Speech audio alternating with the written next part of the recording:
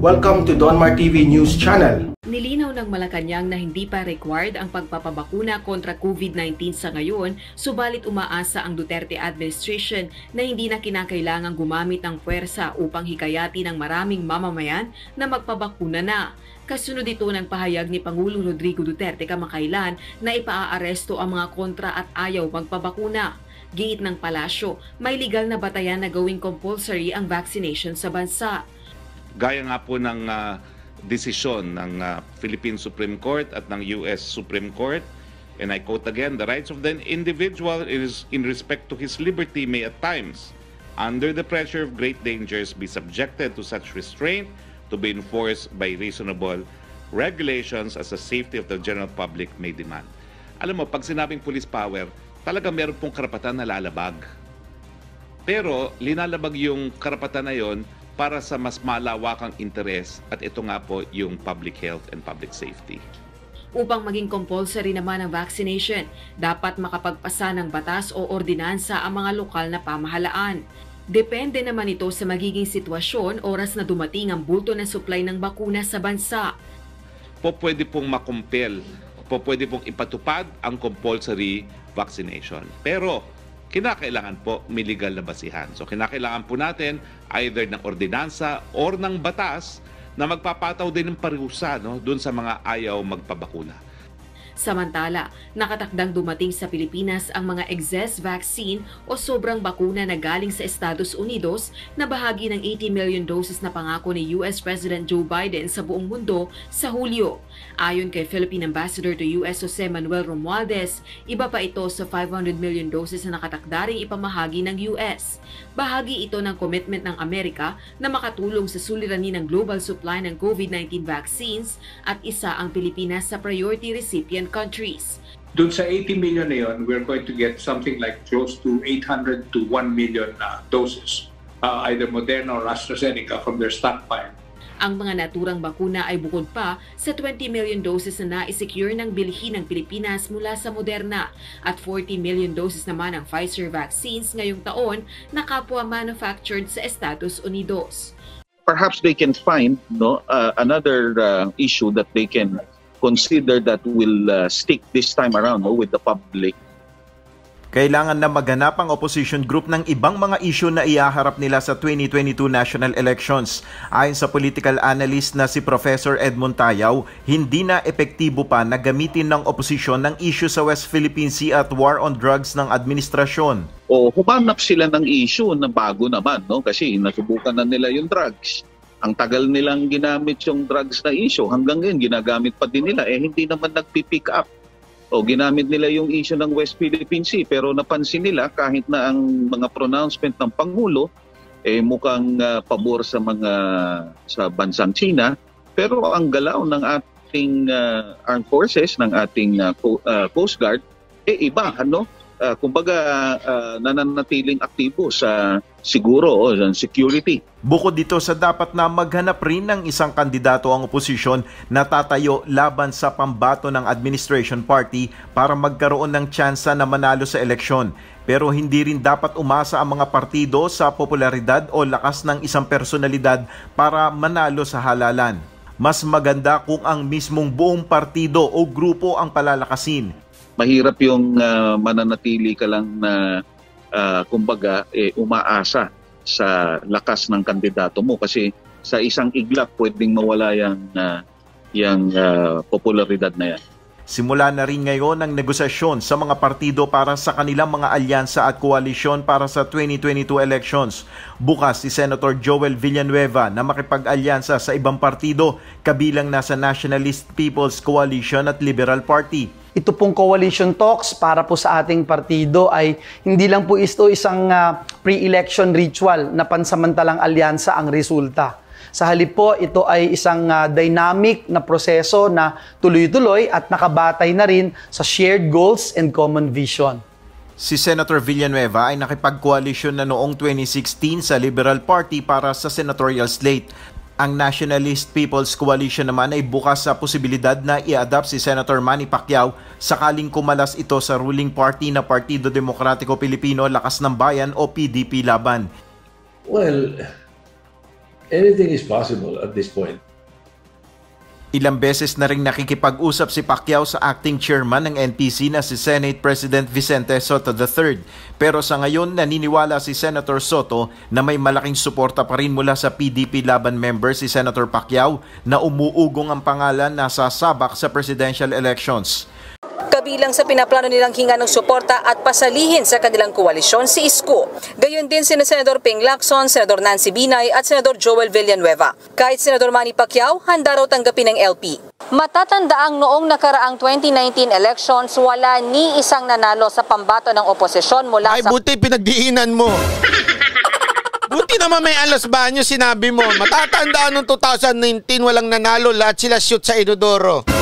Hindi ganun yung pagkasabi niya, ha? 8 diretso. Hanggang ngayon, aminado ang LP na malakas na kalaban ang administrasyon sa 2022 elections. Dapat, aminado na talagang wala na, laos na kami. At hindi na namin naloloko ang taong bayang gayon. Kaya ang solusyon nila, makipagkaisa sa ibang grupo para mapalakas ang kanilang puwersa. Sabi ni Senator Lacson, hindi itong unang beses na may nakipag-usap sa kanya mula sa LP at bukas naman daw siya sa pakikipag-alyansa. Pero kakaya, no? Parang itong mga dilawan na mamalimos na. Sige na, pasuporta naman. Sali naman kami sa inyo. Laos na kami. Wala na, dirin-diri na kami sa sarili namin. Pati yung salitang dilaw, ayaw na namin eh.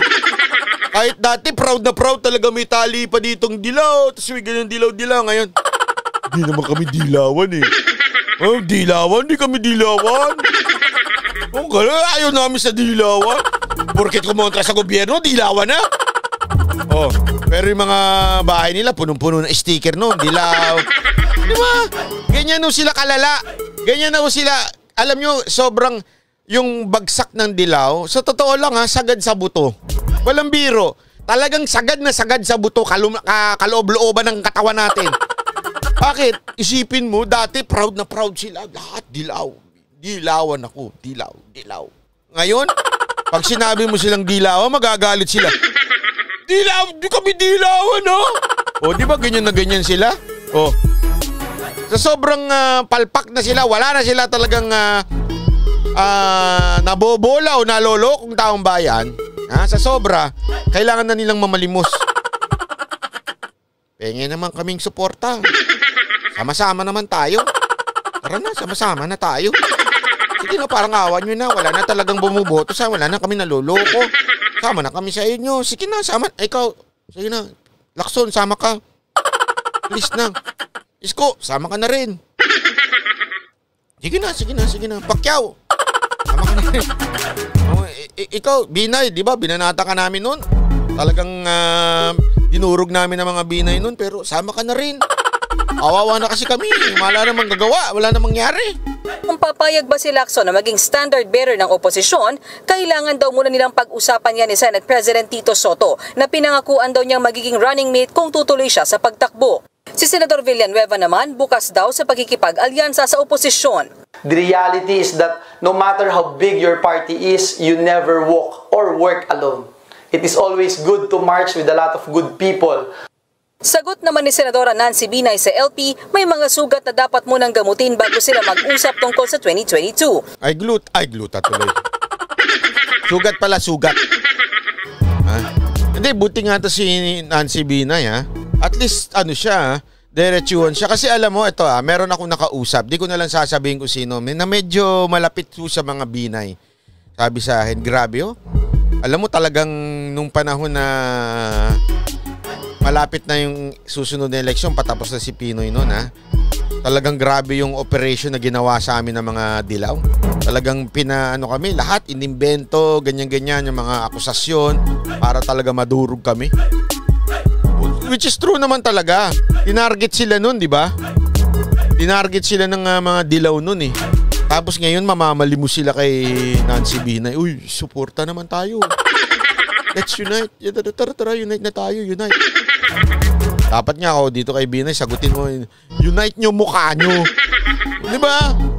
Hindi kasi, pag sumali ka dyan, Binay, trapo ka na rin. Hindi kasi, isipin mo, pagkatapos kayong banata ng mga dilawan, tapos sasali kayo ngayon sa, kung sasali pero feeling ko malabo eh. Pero pag ikaw sumali, Binay, tsaka yung tatay mo, wala. Talaga kayong mga pare-pareho kayo. Matanda ang nakalaban ng kanyang ama na si dating VP Jejomar Binay noong 2016, ang LP standard bearer noon na si Mar Rojas. Noong mga panahong iyon, inulan ng alegasyon ng katiwalian ang pamilya Binay. Nagbabalita mula sa Frontline, Mean Los Baños, News 5. Kasi grabe talaga tindi ng ng banatan nun. Ewan ko kung naalala nyo yun eh. O kung maalala nyo pa nga, di ba nag-away-away pa nga yan dun sa mismo sa mga debate. Ay nako, kung ako sa inyo mga Liberal Party, kasi meron silang eksena. Naalala nyo nun? May eksena silang dahil nanalo na si Biden sa Amerika, mananalo na rin, babalik na rin ang liberal sa Pilipinas. Mukha nyo! Babalik daw. Mukha nyo! Kaya ano niyang nangyayari ngayon? Nanlilimos kayo ng suporta. Mukha nyo! Diba? May ganun pa silang eksena nung tuwan-tuwa sila eh. Alala ko yun nung nanalo si Biden kay Trump. Gagayahin namin yan sa Pilipinas. Patatalsikin din namin si Duterte. Magiging liberal na mukha nyo ngayon. Kung ano-anong gusto ninyong unity kasi wala na makipag-unite sa inyo. Yung mismong kandidato ninyo, wala na. Ayaw nang tumakbo eh. Di ba? Naalala nyo nun? Si Mar Rojas, talo, presidente.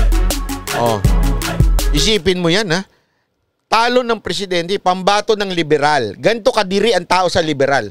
Pambato ng liberal, si Mar Rojas ng presidente 2016. Di ba? Dapat mataas na yun. Biglang, talo. Anong ginawa noong 2019? Isa pang try. Senador lang man lang. Anyari? Anyari? Nga, di ba? Kaya kung ako sa'yo, di ba, hindi nyo ba naisip yun? Walang nangyari. Ganun na sila kalaos, yung pinakapambato nila, na-shoot na sa inodoro. Walang nangyari, talunan. Sa totoo lang, ngayon, ano na ginagawa ninyo? Hindi, babalik ang ang dilaw. Balik ang Liberal Party para si Biden. Pweh! Diba? Anong babalik? Ngayon, naghahanap kayo, sino ba pwede dyan? Sino ba pwedeng makasama natin dyan? Sino? Wala tayong mga kasama. Paano ba yan? Anong ginawa ninyo? Kunwari, nagtayo kayo ng isang bayan. Para masabi ng hindi na yung dilaw. Isang bayan, di ba? Actually, bago pa yung isang bayan na yan, yung paputi-puti pa sila, yung may pag-ganon-ganon pa sila, parang mga tanga, di ba? Naalala nyo yan? Anong tawag doon sa ganon? May pag-ganon-ganon pa sila. Akala mo naman, let's unite against the forces of Duterte. Pag-ganyan-ganyan pa sila, Nakalimutan ko na nung tawag doon sa mga nakaputi sila. Ewan ko ba kung dancer yun, Puro sila nakaputi. Ayun, tindig. Ayun. Kasi pati pangalan, kapangit. Tindig Pilipinas. Tindig Pilipinas. Anyari. Bulok. Nga. Diba? Ewan ko ba kung anong trip nila. Alam mo, dito, eto lang masasabi ko Ganyan sila ka-out of touch sa taong bayan. Yun ang hindi ko maintindihan Sa sobra nilang out of touch sa taong bayan, hindi na sila nandala doon sa tindig. Diba? Ano nangyari? Nagtayo pa sila uli isang bayan. Isang bayan kami! Ano nangyari nung isinambayan sila? Yung mismong mga inaay nilang kandidato, inaayawan sila. Ano ba naman? Moral lesson na Sa madaling salita, kayo mga dilawan. At eto, ako, payo ko lang kay Isko Moreno Isko Moreno, at saka yung mga advisor mo dyan, makinig kayo sa akin Makinig kayo. Kung gusto mong manalo at medyo umangat-angat pa ikaw, huwag ka makipag-tandem kay Robredo. Ito, totoong payo to. Kasi ilulubog ka niyan. Grabe, ilulubog ka niyan todo nung indilawan. Ako po. Ngayon pa lang alam na ng tao na talagang sadyang balimbing ka. Diba? Totoo naman eh. Huwag din natin yung pagkaila, palipat-lipat ka talaga ng mga... Ay, ano mo yan eh, isang pasensya na pero totoo naman, isa naman talaga sa karakter mo, di umano.